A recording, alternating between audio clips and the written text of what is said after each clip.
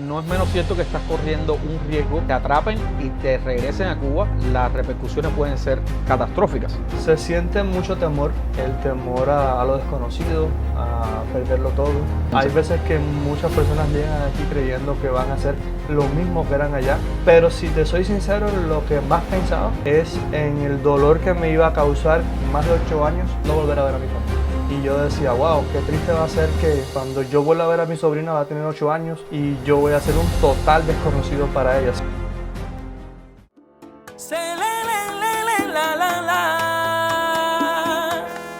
Oye, conéctate, que ya llegó Ronald Delgado y su podcast Emigrante. ¡Emigrante! ¡Qué hola, Cere! Dímelo ya. Bienvenido familia de Emigrante Podcast. Esta vez tenemos a un cubanazo patriota, un cubano libre aquí en Arizona. Bienvenido Alejandro Romero. Alejandro Romero, ¿no? Sí, cómo no. Un placer, Ronald. Gracias. Bienvenido aquí a Emigrante. Salud. Primero que todo, como dice un amigo. Salud. Dímelo, chamo, qué chévere. ¿Qué te parece? Está riquísimo. Muchísimas gracias. Muy buena familia. También quiero expresar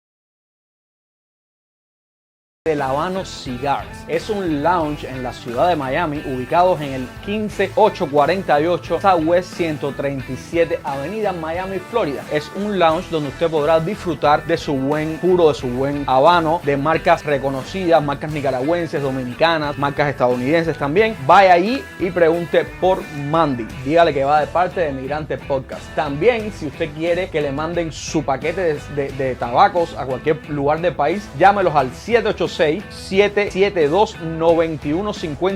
o búsquelo simplemente en sus redes sociales, El Arte del Habano Cigars. Ale, recapitulemos un poco. ¿Cubano de qué parte?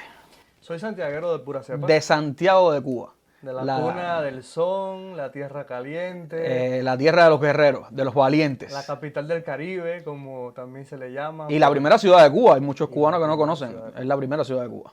Ahí en disputa siempre con los habaneros, porque luego tomaron ellos la capital, pero fuimos la primera capital también de Cuba.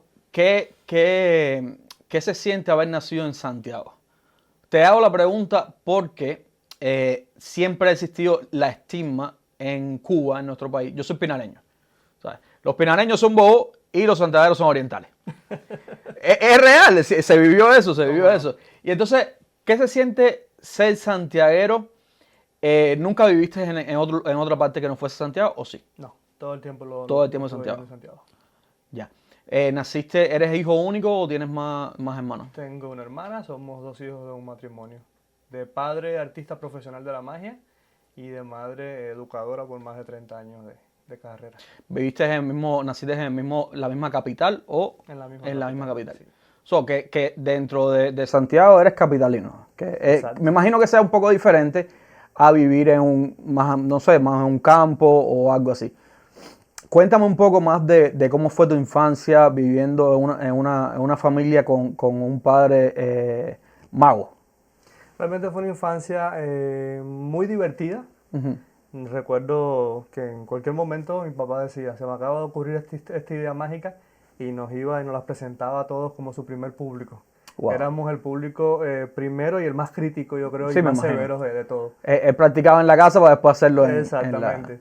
¿Trabajó tu papá en algún circo o algo? No trabajó en circo, pero sí trabajó en una compañía, se llama Compañía de Variedad de Santiago, que es una de las compañías longevas en este mundo de la magia, la payasada, las artes circenses. Y por ahí entonces me fue muy sutilmente inculcando esto casi por la fuerza. Ya sabes que la aspiración de todo padre es que su hijo sea lo mismo. Corre el mismo. Luego, desde los 12 años empezó el proceso de rebeldía adolescente y me separo de la magia hasta que ya por amor propio a este arte a los 18, pues me vuelvo a unir, pero ya así como dicen los magos, con el bichito este que tienes adentro, que nadie te lo puede quitar. De hecho, forma parte de mi otra mitad profesional. Ale, ¿qué hay de cierto? Yo sé, bueno, discúlpame la ignorancia y la pregunta quizás ofenda un poco a un mago o a alguien que venga con una familia en el arte de circense, en el arte de la magia. ¿Qué hay de cierto y qué hay de mito en lo que es magia y truco? La magia es truco. La magia es truco, la magia no existe. La magia no existe desde el punto de vista de una persona ya muy adulta que haya perdido todo el misterio y toda la ilusión. Desde el punto de vista de una persona que quiere seguirse dejando ilusionar a cualquier edad que tenga, pues la magia sí va a seguir existiendo. Entonces, Es decir, que para los niños sí hay magia. y para los adultos también, todo depende el enfoque con el que tú lo veas. Si vas a un espectáculo, digamos, de David Copperfield y estás queriendo agarrar el truco, pues no vas a salir ilusionado de ahí. Vas a salir simplemente con la cabeza rota de, bueno, no sé cómo lo logró porque finalmente es muy difícil de saberlo, ¿no? Pero si te dejas ilusionar, puede que el truco se convierta en lo que nosotros como magos queremos que sea la magia. Y es la expresión de un bello arte superior a el simple, toma una carta, yo sé cuál es, ya te la adiviné, sino matizar eso de forma artística y lograr una pequeña obra de arte que ilusione y que cree fantasía, tanto en el niño Como en el adulto. como en el adulto. Alejandro, ¿y estudiaste, te fuiste por el mundo artístico o estudiaste una carrera regular? Lo hubiese querido hacer, pero mis padres siempre me insistieron en que entre más preparado eres para cualquier cosa que decidas luego hacer en tu vida, iba a ser mejor. Y entonces descubro mi otra pasión profesional. Hice una licenciatura en Cultura Física. Era una carrera en aquel momento muy popular, se agarraba muy fácil, apenas... ¿Qué edad tienes, Alejandro? Tengo 38 años. Somos casi de la misma época, sí. Del mismo contorno. Yo también estudié un momento de mi vida, estudié Cultura Física. Mira qué bien. Y luego me fui enamorando cada vez más de esa carrera, al punto que la desarrollé profesionalmente durante 16 años de mi vida. Wow. Hice maestría, hice doctorado, hice trabajo de dirección de revista científica durante muchos años, coordiné una maestría, estuve en plantas académicas de doctorados, tanto en Cuba como en otras partes del mundo, porque fui descubriendo que esa también era mi otra mitad profesional. Entonces era como un complemento entre la vida artística y la vida laboral. La vida laboral. Vamos a hablar un poquito de la parte, primero vamos a hablar un poquito de la parte de la cultura física. Cultura física envuelve todo lo que es deporte. ¿Te fuiste por una rama específica o igual, hiciste el doctorado todo en como un compendio de habilidades? Te cuento, practiqué deporte durante más de 8 años, estuve vinculado a la natación. Okay. Nunca me fui como un nadador de alto rendimiento, pero sí lo desarrollé. Y mi intención primera era ser entrenador específicamente de la natación. ¿Cómo es ser nadador en Cuba, un lugar que no hay piscinas, que no hay agua, que no hay cloro, que no hay ropa, que no hay gorros? Especiales, sí, realmente condiciones difíciles. Y uno cuando niño, cuando más embullado estaba, de pronto el profesor no venía, hoy, ¿qué pasa? ¿Qué pasa? Y cuando salíamos era que la piscina no tenía agua. Y así se pasaba mucho tiempo. De hecho, Santiago fue la cuna de grandes nadadores. Nasser Banks es Santiago, ¿no? Sí. Okay. Y de pronto la cantera murió. Porque todas las piscinas de la ciudad se empezaron a quedar sin las condiciones para que se pudieran desarrollar los deportistas. Cosa lamentable. Cuba hubo un momento que fue una ¿cómo decirte? Un diamante de deporte. Lo mismo en béisbol que en natación, que en atletismo. Y desgraciadamente, debido a la pauperación que ha tomado el país, el abandono, ya no ves a alguien que salga todos los días. Y es doloroso eso mismo que te sucedió a ti, que tenías las ganas, que tenías el potencial y tuviste que irte por otra vía porque no tenías cómo. Así es, desgraciadamente se intentó matizar un poco y echarle la culpa a que no era que los cubanos habían retrocedido, sino que otros países, debido a las misiones que se habían estado desarrollando e internacionalistas, pues habían desarrollado más. Es típico echarle la culpa a otro. Exacto. Es típico echarle la culpa a otro. ¿Cómo fue ser profesor en un país adoctrinado, un país dominado por un régimen? Te hago la pregunta porque yo tengo entendido y lo viví también, que aunque tú quisieras dar la clase de un estilo, te era prohibido totalmente. Cosas que tú veías que estaban mal, no las podías decir. ¿Cómo se siente ser profesor en una isla cárcel, como decimos nosotros? Te soy sincero, realmente, como dicen los españoles, a mí me valió madre. Muchas de las cosas en las que nos querían adoctrinar, digamos, todas las clases en Cuba tienen que tener un contenido político ideológico, una salida en la formación de valores y muchas cosas que a veces eran traídas por los pelos, ¿no? Pero había que hacer alusión a la efeméride del día y tal y tal. Sin embargo, yo me salí de todos esos protocolos y les hablaba a mis estudiantes con total libertad. Bueno, también trabajé con estudiantes universitarios ya con Te un da un poco nivel más un nivel. diferente Ajá. y los enseñé a pensar.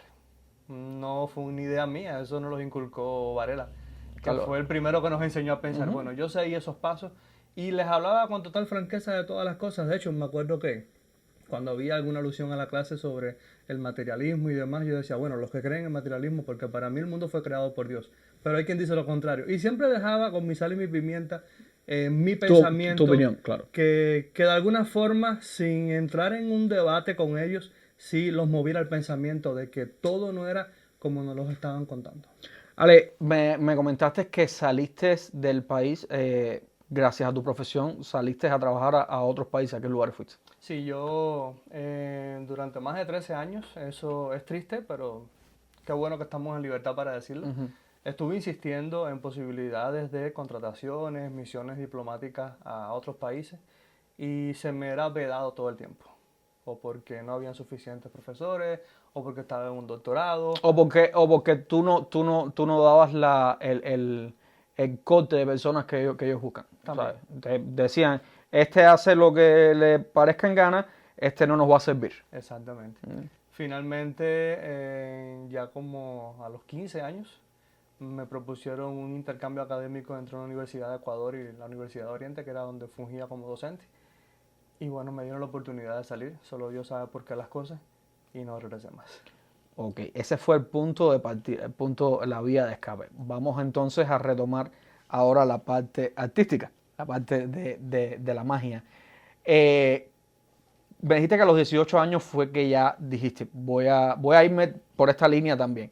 ¿Cómo fue ese momento cuando decidiste ya con 18 años, que es una edad, y más en Cuba, una edad complicada, porque no es menos cierto, y tú lo viviste en carne propia, me imagino, que cuando eres artista, las personas te miran de un punto diferente. Entonces, si tu padre era el mago, tú eres el hijo del mago. Y no te dicen Alejandro, te dicen el maguito. Exactamente. Es cierto, ¿no? Entonces, a los 18 años ya eres joven, estás en la etapa, tú sabes, ¿cómo decirte?, de sobresalir, de qué se siente llegar a la fiesta y que todo el mundo te diga, hazme un truco de magia. Se siente bien en parte, porque, seamos sinceros, todos queremos ser populares a esa edad.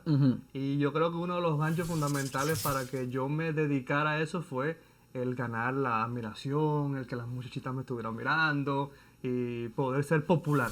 Okay. En ese momento fue la principal causa. Luego, como te decía, se fue insertando el bichito. Y el gran reto, me enorgullezco muchísimo de que hagas esta pregunta, es dejar de ser el hijo del mago Gascó, que es mi padre, a ser yo. De hecho, no me gustaba que me dijeran el hijo de Gascó, de Gascó, como bien dice, sino yo, el mago Alejandro, con lo que yo tengo para ofrecer.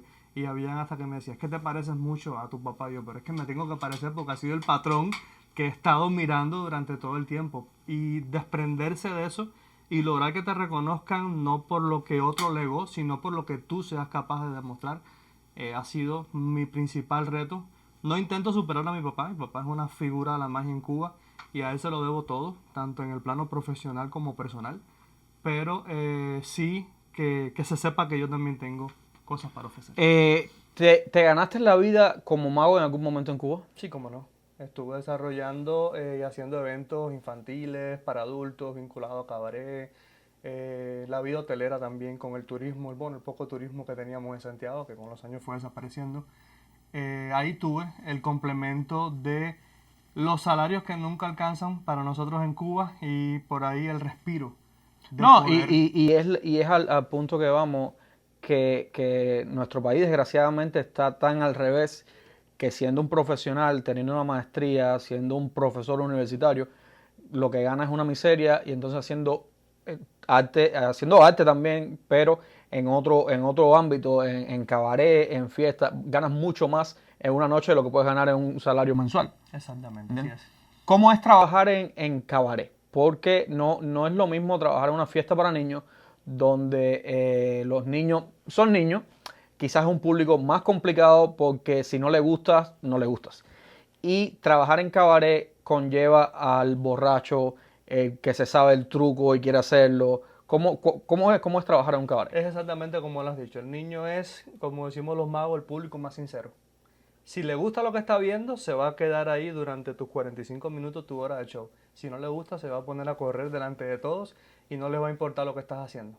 Pero si lo logras atrapar y mantenerlos así con la boca abierta de principio a fin, creo que tienes los 100 puntos en esa fiesta ganada.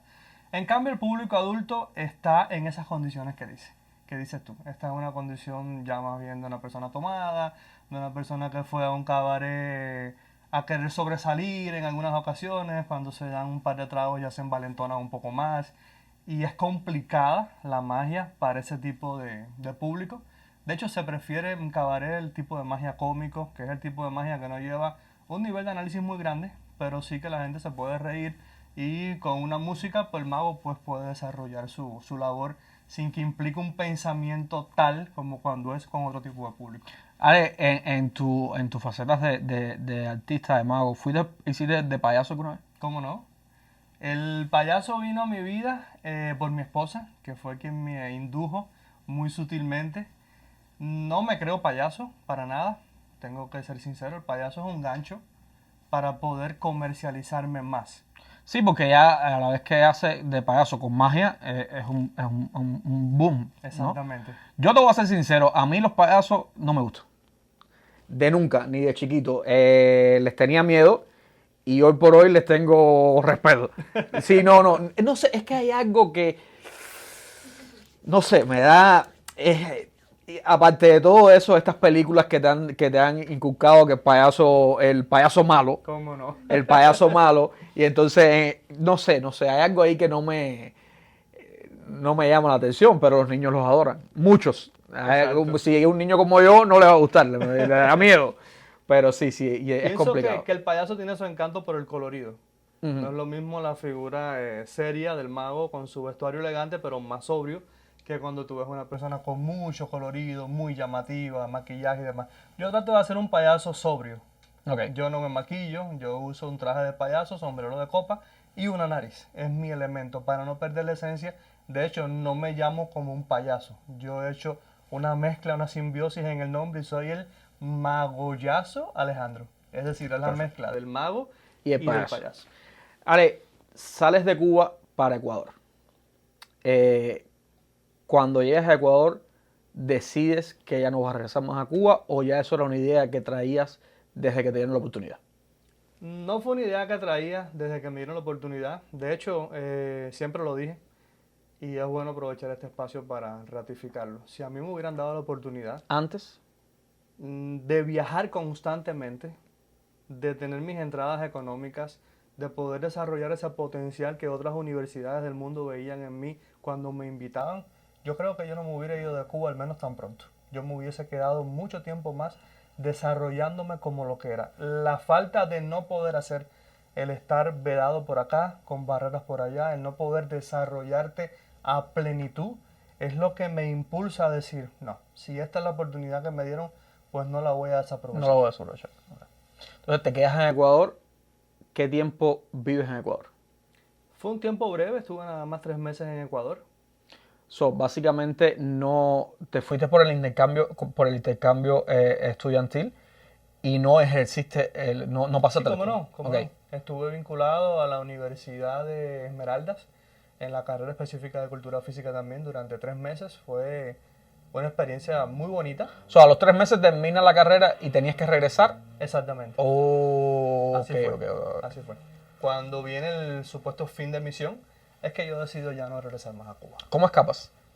Porque te hago la pregunta de cómo escapas porque todos los cubanos sabemos, y el que no es cubano se va a enterar ahora, que cuando la mayoría de las veces, no sé tu caso, ahora me lo vas a explicar, pero cuando viajas a una delegación, una delegación médica, una delegación de deporte, siempre tienes a alguien controlándote. Hay momentos que te recogen los pasaportes, a muchas personas le quitaban los pasaportes. ¿Cómo escapas tú de ese? En mi caso, aprovecho precisamente el renombre que ya había tenido en el ámbito latinoamericano y empato la misión de Ecuador con una cumbre iberoamericana de cultura física que se iba a desarrollar en Ciudad México. Y aprovechando la libertad que me daba el pasaporte oficial, que es con el que viajan todos los profesionales. Es rojo, pues, ¿no? Es rojo. Pues hago mi traslado a México, participo en esa cumbre y ahí es que ya digo, definitivamente estoy demasiado cerca. No tuviste, coño, qué bueno, no tuviste que cruzar frontera. No, realmente no. Fue un viaje bastante bueno. ¿Estuviste en la cumbre o simplemente aprovechaste la cumbre para No, ir? sí, participé, di mi conferencia, aporté, socialicé con otros cubanos que allí estaban. Y en una noche ya no me vieron más. Wow. ¿Cómo es esa noche? ¿Qué se siente esa noche cuando tú dices, voy a dejarlo todo atrás? No es menos cierto que estás corriendo un riesgo que te atrapen y te regresen a Cuba y las repercusiones pueden ser catastróficas. A muchas personas les ha pasado. ¿Qué se siente en ese momento que tú dices, voy a dar el paso y lo das? Se siente mucho temor, se siente mucha incertidumbre, el temor a lo desconocido, a perderlo todo, a ir a un país donde sí se sabe que puedes lograrlo todo, pero en Cuba tenemos una visión muy distorsionada de los Estados Unidos. Totalmente. Hay veces que muchas personas llegan aquí creyendo que van a hacer lo mismo que eran allá, sin darse cuenta que aquí hay que empezar de cero haciendo trabajos que nunca pensaste hacer. Uh-huh. Y todo eso te llena y te embarga de mucho temor. Pero si te soy sincero, lo que más pensaba es en el dolor que me iba a causar durante más de 8 años no volver a ver a mi familia. Porque a ti te consideraron como los médicos, por ejemplo, que desertan, como dicen ellos, ese término que está mal dicho porque al final no son militares, no están en una misión militar y deciden irse por otra vía. Entonces te vetan por 8 años volver a regresar a tu país. Exacto, yo siempre he dicho que tanto que el gobierno cubano se llena la boca de tildar a otros de violadores de los derechos humanos y la violación más flagrante que yo puedo ver es que te quiten el derecho de ver a tu familia, que en ese periodo de tiempo tu familia pueda hasta morir, enfermarse y que tú no puedas estar en el último momento simplemente porque te han penalizado de una manera absurda.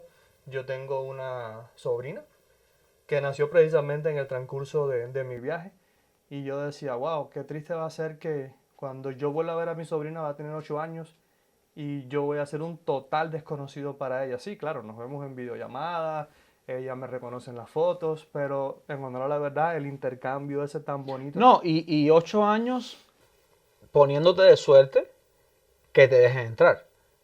Ha existido casos que pasan los 8 años, que pasan 10 y cuando van le dicen, aquí no puedes entrar. Exactamente. Y es discúlpame la palabra, y es del carajo.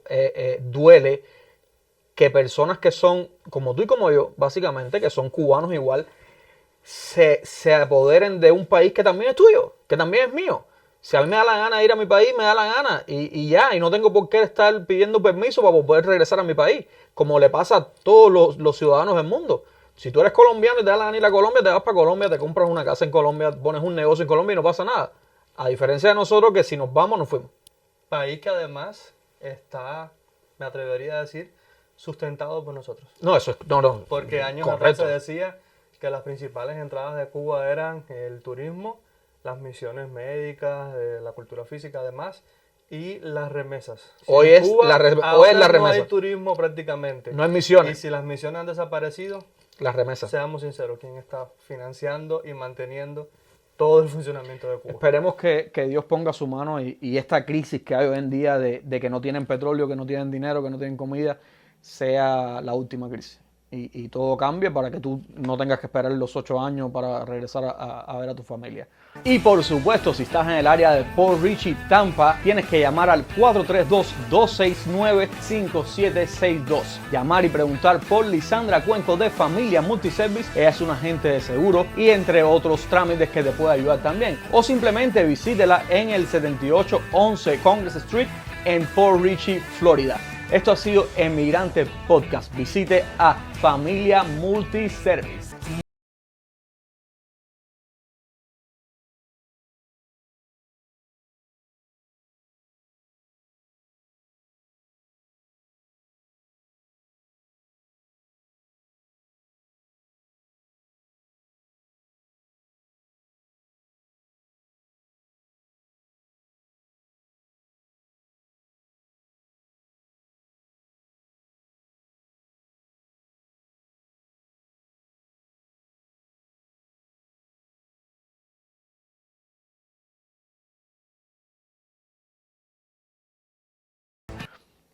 Llegas por donde entras a Estados Unidos. Entro por Laredo, Texas.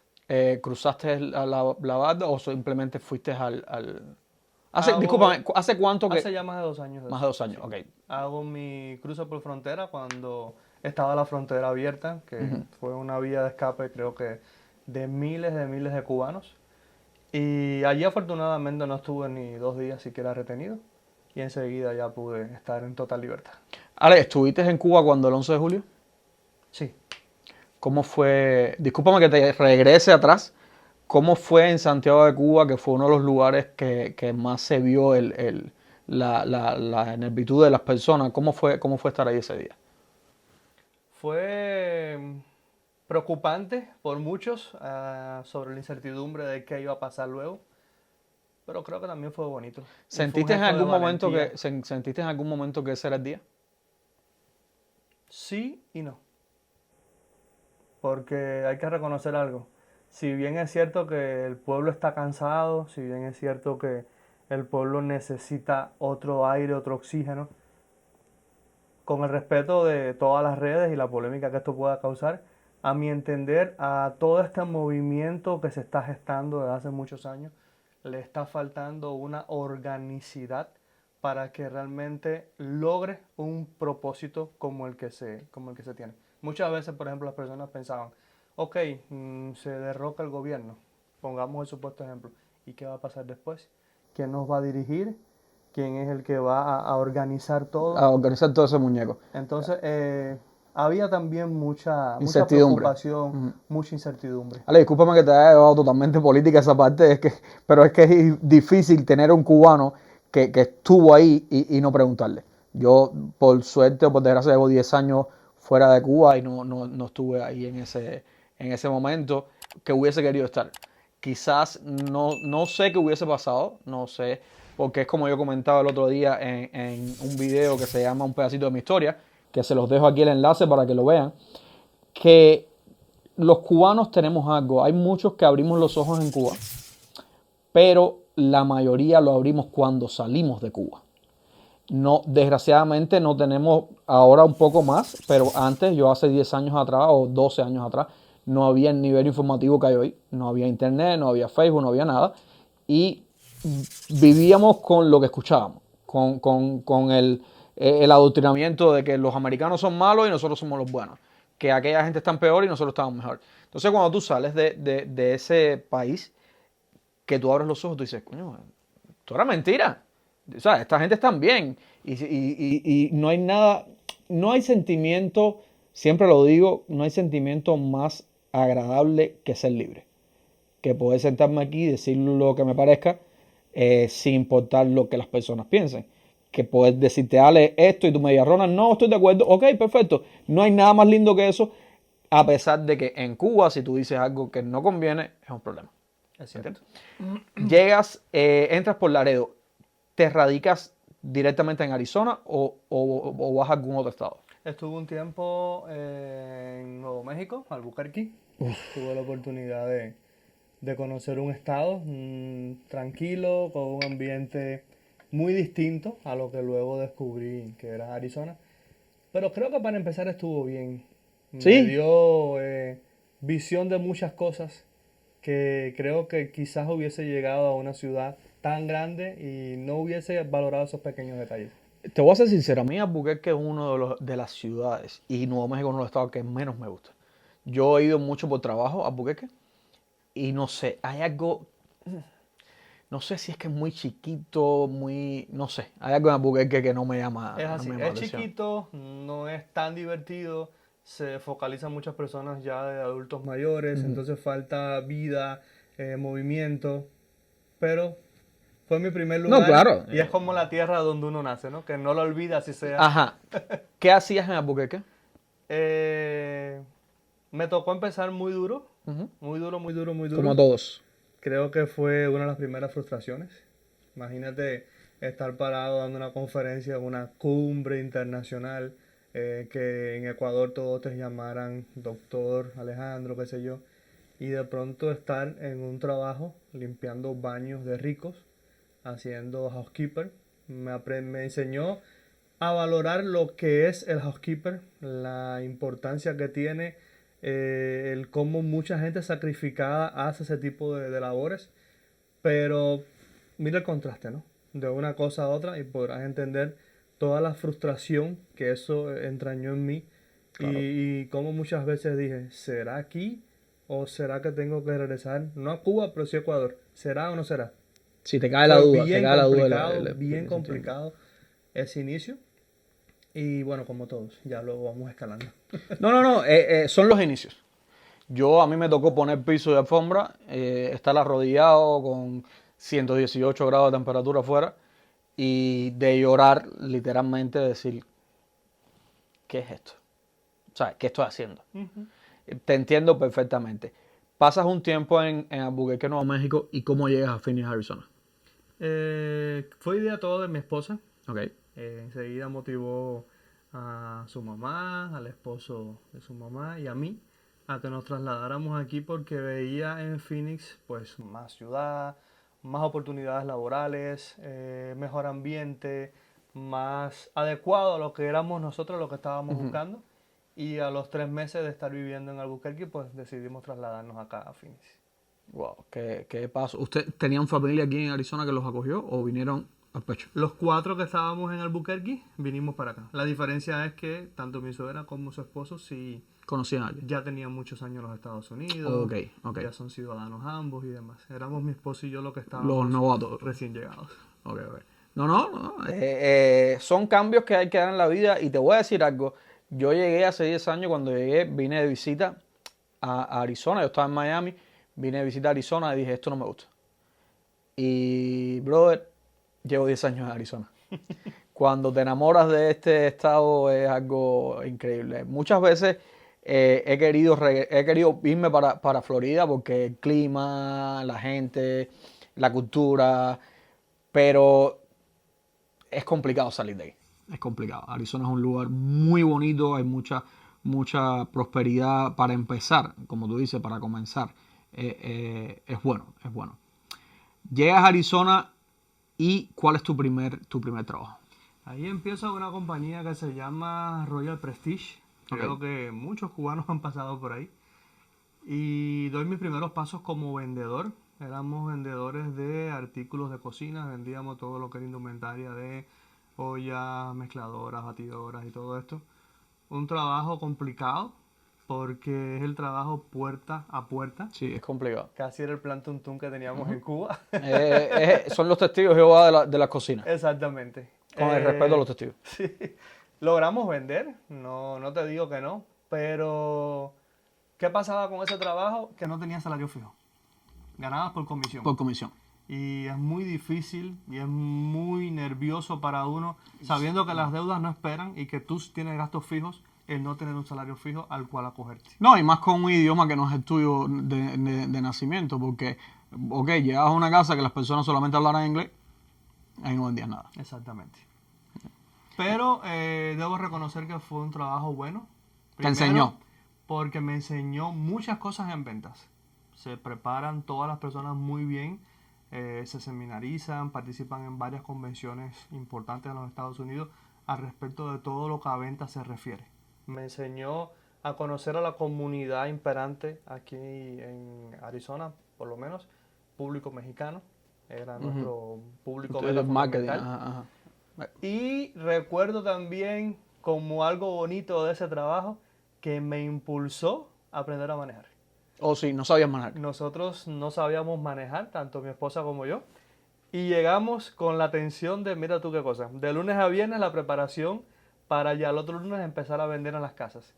Necesitábamos un carro y necesitábamos el saber manejar para que ese lunes ya poder arrancar. Entonces, tuviste que aprender en una semana. Y en un tiempo menos, en un tiempo de el viernes a la tarde, sábado y domingo, para el lunes salir por primera vez a carretera con el nervio que sabes que implica manejar por primera vez. Wow. Son las cosas que pasan los emigrantes que muchas personas dicen, manejar es fácil. Sí, manejar es fácil. Sí, así es. Sin embargo, sabes, lo agradezco mucho. Porque es triste ver personas que llevan mucho tiempo en los Estados Unidos y por ese temor al prearranque, como se le llama en el ámbito deportivo, pues no saber manejar y estar totalmente dependientes de otros. Es correcto. Cuando en este país realmente todo está diseñado para... No, aquí si no tienes un auto es fao las mallas, como se dice en deporte. Ale, pasas todo esto y comienzas a trabajar en un dealer de autos. ¿Cómo es trabajar en un dealer? Es un trabajo bien complicado. Es un trabajo que demanda mucho estrés, que demanda mucha atención. Como siempre digo, al warehouse le pagan por cargar las cajas y acomodarlas y al vendedor le pagan por vender. Entonces la exigencia es vender, vender, vender. Cuando ya han pasado 2 días y no estás vendiendo, ahí mismo te empiezan a preguntar qué pasa. No, y no solo eso, sino tu estrés personal también. Exactamente. Porque si no vendes, no ganas y entonces ¿dónde viene quién paga los biles? Entonces es un trabajo que me ha hecho fortalecerme psicológicamente para desarrollarme en un ambiente muy hostil, de mucha competencia. Trabajar en un dealer es como estar en un coliseo, rodeado de fieras. Exactamente. Ahí gana el que más grande tenga el sable. Exactamente. Te lo digo por experiencia propia. Tuve la oportunidad de trabajar en dealer, en venta de carros, y es así. Es entrar al coliseo rodeado de fieras y sálvese quien pueda. Así es. Es un lugar donde no tienes amigos. Es un lugar donde viene un cliente para arriba de ti, pero estás complicado con otro y llega el vecino y te quita el cliente. Uh-huh. Es complicado, pero lo bueno que tiene es que no sé cuáles serán tus planes, ojalá que sean espero que sean los mejores. Si te quedas en esa rama, si te quedas en ese mundo y llegas a ser un top, puedes tener ¿sabes? No hay tope. Conozco a un señor, Jesús Vierma. Yo le digo mi segundo papá, el tipo es venezolano. Él trabaja en la Toyota y el tipo es un vendedor de esto desde que tú entras por la puerta ya te vendió el carro, sin tú darte cuenta. Y te digo, es un trabajo muy bueno, pero lleva mucho trabajo. Me gustan varias cosas del trabajo que estoy haciendo. Me gusta, en primer lugar, que puedo desarrollar esa vocación por la enseñanza porque de alguna forma estás enseñando. Estás enseñándole a un cliente de cultura financiera, estás enseñándole de manejos, de seguros, de cuál es el mejor auto, de reubicarlo muy sutilmente porque cada uno tiene sus ideas, pero cuántas personas van buscando un carro y luego tú, cuando conversas con ellos, los ubicas en otro y se dan cuenta que era el otro la mejor opción y no la habían visto en su momento. Correcto. Eso me desarrolla la otra parte esa de la enseñanza que siempre me ha gustado. Por algo lo desarrollé te doy las gracias. Todavía no te he comprado el carro, pero te doy las gracias porque desgraciadamente hay muchos vendedores que no enseñan. Hay muchos vendedores que solamente lo que quieren es vender. Y el dealer es uno de los lugares, vamos a decir que no tan mal, pero un lugar muy mal visto, porque desgraciadamente ya esos vendedores han marcado una huella y entonces todo el que va al dealer va con la marcha atrás puesta. O sea, necesitan un carro, pero dicen, me van a estafar, porque desgraciadamente ya han habido sucesos en el pasado. Y te doy las gracias también por ayudar a la comunidad latina, a la comunidad cubana, que he visto que tu trabajo se enfoca mucho en lo que es la comunidad cubana. Exactamente, pienso que decía Martí, y siempre es bueno citar al maestro, no basta ser bueno, hay que ser bueno para algo. Ahí está. Entonces, la principal satisfacción es poder hacer a la vida más llevadera a las personas que no tienen un número de social aún, o aún cuando lo tienen no tienen un buen historial de crédito, y en tantos lugares le dicen que no, y poder ayudarlos de una forma asequible a que salgan con un buen carro como lo que vendemos nosotros, y además, como lo dices, cambiando el mito que hay acerca del vendedor y poder explicarle todo con la mayor transparencia para que el cliente se vaya sabiendo y dominándolo todo. Creo que es una satisfacción personal, y por algo siempre digo que mis clientes dejan de ser mis clientes y se convierten en mis amigos. No, y eso te va a llevar te va a traer a la larga también muchas ganancias y dividendos, porque si tú tratas bien a una persona, esa persona te va a recomendar. Y es como funciona el negocio, pero vuelvo y te repito, gracias por ser potable, como decía un amigo mío, gracias por ser como el agua, y claro con la gente, porque no es menos cierto que por vender hay personas que dicen lo que sea. Exactamente. Y vuelvo, como te estaba comentando fuera de cámara, llegan y te dicen, te voy a vender un carro que no es el que tú quieres, pero ven en un par de meses que te voy a cambiar el que tú quieres. Al final es una mentira, al final lo que hace es tener la venta, como esa persona en 3 meses ya no está ni en el dealer, ya no la vuelves a ver y te enredó la vida. Así es. Te quedas pagando un carro que no puedes pagarlo por cualquier cantidad de tiempo. Tú lo dejas pagar, pierdes el crédito. Son muchas cosas, una locura. Cuéntame de tu otra pasión en Estados Unidos. ¿Cómo la llevas? Cuando llego aquí a Arizona, precisamente al ver mejor ambiente que el que se veía en Albuquerque, como te comentaba, veo que aquí puedo desarrollarme en mi personaje de mago. Y es entonces donde empiezo a comercializarme para fiestas infantiles. Okay. Al principio, ya sabes, el artista nuevo, cierto temor en todos los otros ya artistas consolidados dentro de la ciudad. Incluso llegaron a hacerme ciertas campañas, cierto repudio, por llamarlo de alguna forma. Te cuento una anécdota interesante. Un día me llaman y me dicen, estás contratado para una fiesta así, así, asado. Ahí llego, hago mi show, quedó muy bien, por cierto. Gracias a Dios por eso. Cuando termino el espectáculo, había una cuadrilla de más de 10 personas que me llaman aparte y me dicen, nosotros somos los payasos de aquí de Arizona. A ese nivel. El padre del cumpleañero era uno de los payasos. Como no te habíamos podido conocer de otra forma, wow, te invitamos una mafia, aquí para que mafia. Los payasos mafiosos. Pero ¿sabes qué? La vuelta que se le dio a eso fue tan bonita porque ellos se dieron cuenta de que yo no era cualquier cosa. Yo tenía talento. El talento, pero sobre todo esa gracia del cubano, esa gracia del latino que tiene mucho para ofrecer. Y al ver ellos el resultado en el público, pues se empezaron a amigar más que enemistar. Por eso es que siempre se dice, no le actúes a un público profesional. Lo peor que hay es hacer. No, pero es que tú no sabías que eran los payasos justicieros, te estaban mirando y tú no sabías que eran ellos. Exactamente. Y pasé por todas esas cosas. Pero qué bonito, ¿no? Cuando a fuerza de lo que sabes hacer y te empeñas por hacerlo bien hecho, pues vas ganando cada vez más una clientela. Yo hoy por hoy soy un artista de renombre también aquí en Arizona, muy solicitado tanto para fiestas de adultos como infantiles. ¿Qué has pensado de hacer tu show? A ver cómo te lo dibujo para que me entiendan. Estilo un stand-up comedy, estilo un show unipersonal, dando todo de tu magia con el payaso, pero para un público ya mayor. O sea, te digo, estar en un cabaret, volver a trabajar en cabaret, pero diferente. Un cabaret en Estados Unidos. ¿Has pensado o lo has hecho? De hecho, sí, ya he tenido algunos intercambios, alguna otra invitación que me han realizado en cabaret, y funciona de maravilla, porque hay que reconocer algo, la magia le gusta a todo el mundo. Facilidad de insertarse en cualquier tipo de público y todo el mundo la disfruta. La magia es algo que todo el mundo le gusta. Recientemente estuvimos en Las Vegas. En Las Vegas hay miles de opciones. Nosotros una de las noches escogimos el show de Copperfield. Aquel show estaba tan repleto como cualquiera. Las personas siguen gustando de que los deslumbren, de que los ilusionen. Ale, disculpa una pregunta. ¿Tu padre es vivo? Sí, cómo no. ¿Qué te dijo tu padre cuando le dijiste, estoy en el show de David Copperfield? Wow. Sé que se alegró muchísimo, porque qué padre no se alegra cuando ve a su hijo triunfar y lograr cosas.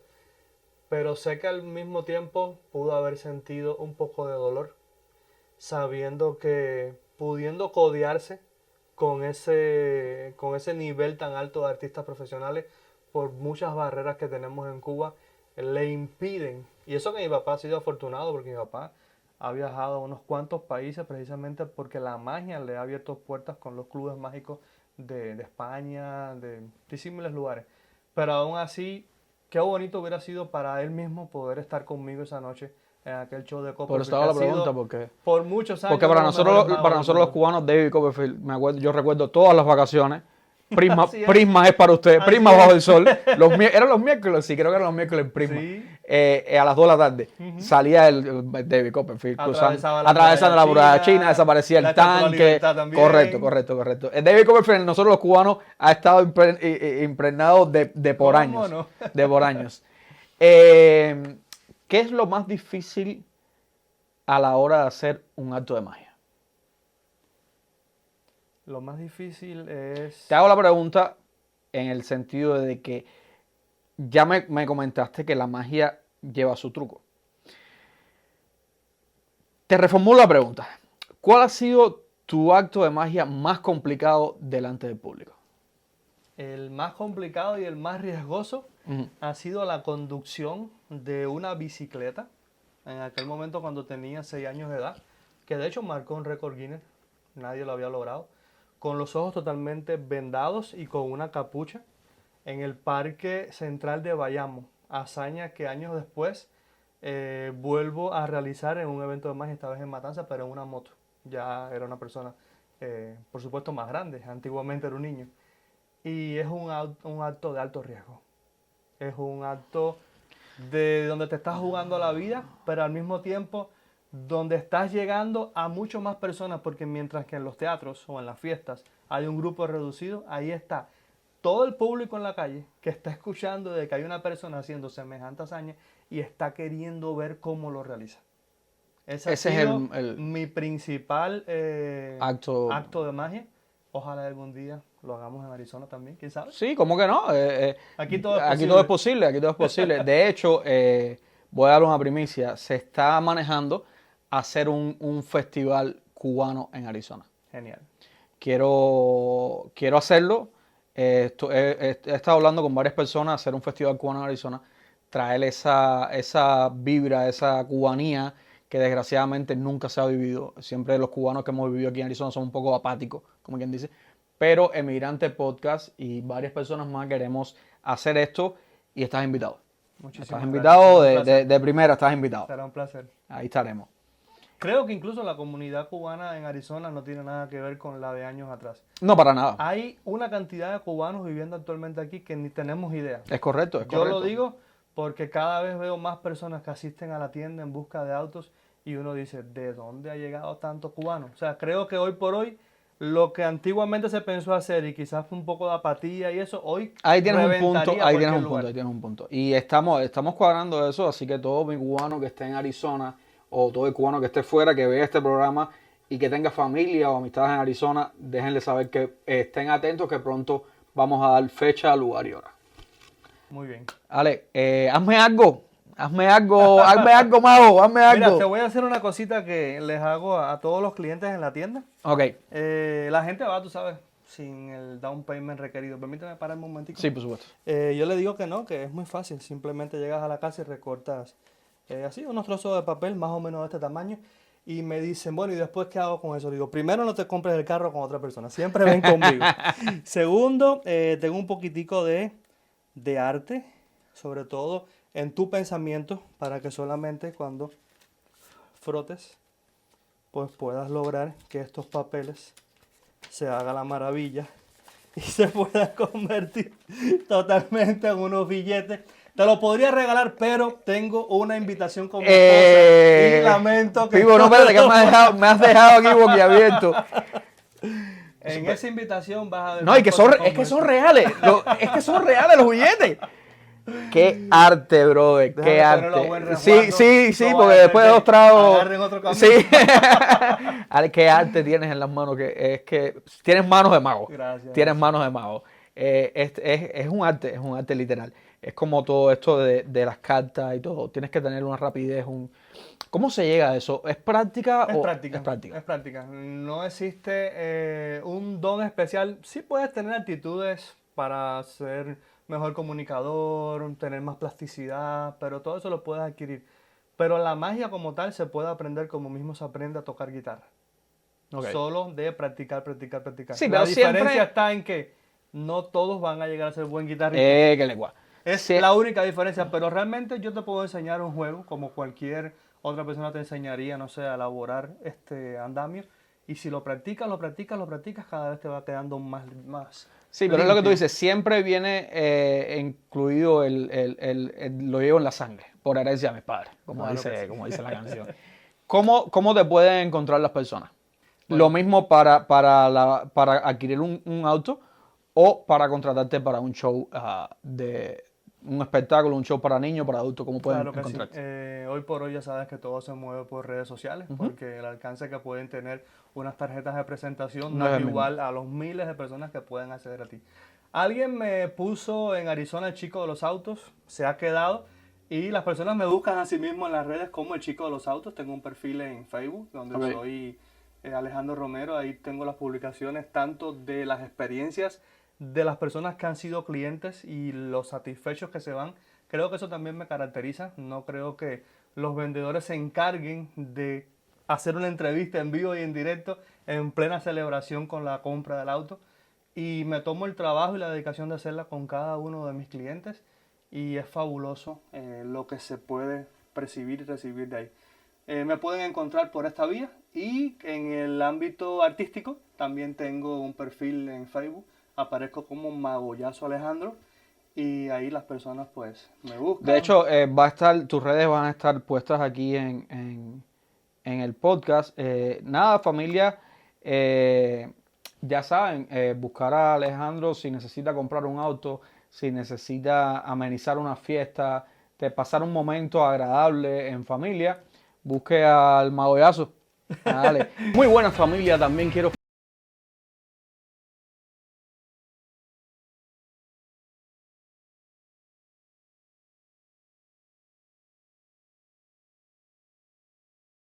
y personalizada en persona o desde la comodidad de su hogar. Solamente tiene que llamarlo al 602-402-7156. Llame a Zeus Texidor. Tiene más de 3.500 clientes satisfechos que pueden dar fe de su buen trabajo. Zeus Texidor, tu notario de confianza. El arte del Habano Cigars es un lounge en la ciudad de Miami, ubicados en el 15848 Southwest 137 Avenida Miami, Florida. Es un lounge donde usted podrá disfrutar de su buen puro, de su buen habano, de marcas reconocidas, marcas nicaragüenses, dominicanas, marcas estadounidenses también. Vaya allí y pregunte por Mandy. Dígale que va de parte de Migrante Podcast. También, si usted quiere que le manden su paquete de tabacos a cualquier lugar del país, llámelos al 786-772-9158 o búsquelo simplemente en sus redes sociales, El Arte del Habano Cigars. Ale, antes de irnos, un consejo que le quieras dar a la comunidad emigrante. No solo, yo siempre pido un consejo no solo para los emigrantes cubanos, sino para todos los emigrantes. El mundo está lleno de emigrantes. ¿Y qué consejo le puedes dar debido a tus propias experiencias? ¿Qué consejo le puedes dar a los emigrantes? Creo que el primer consejo es no desesperarnos porque en un inicio no logremos lo que pensábamos que íbamos a lograr así como por arte de magia. Todo lleva tiempo, todo lleva sacrificio, pero creo que ninguno de los que ha llegado a este país que mira hacia atrás se va a dar cuenta que está en el mismo lugar. Aquí nosotros podemos ver nuestros avances paulatinos. Segundo, no conformarnos. Hay tantas oportunidades y hay tantas personas que pueden estudiar, pueden desarrollarse profesionalmente en muchas cosas y deciden no hacerlo. Se siguen quedando muchas veces con esa mentalidad de la aldea, de lo chiquitico de Cuba, sin poder expandir aquí todo lo que se puede realmente llegar a realizar. Y lo segundo, o lo tercero, creo que ya dije dos cosas, es la valentía de cada día decir, voy adelante y hasta no que mirar no atrás. triunfe, No paro. No paro. Familia, esto fue un episodio más, una vivencia más, una historia más de un emigrante. Gracias, Ale, por venir aquí. El De gusto veras ha sido que todo sí. mío. Ha Eres sido un placer. una persona especial, Gracias, típico gracias. cubano, conversador. Esto ha salido de verdad que Gracias. sin ensayo, pero No, con una sí. soltura. Como debe de ser. Familia, sigan a nuestros patrocinadores, aquí se los voy a dejar. Sigan a Alejandro también en sus redes sociales, aquí abajo van a estar. Y nada, compartan el programa, síganos en Instagram, Facebook, YouTube, TikTok. Compártanlo, denle like para que historias como esta lleguen a puertos más lejanos. Esto ha sido Emigrante Podcast. Muchas gracias. Bye.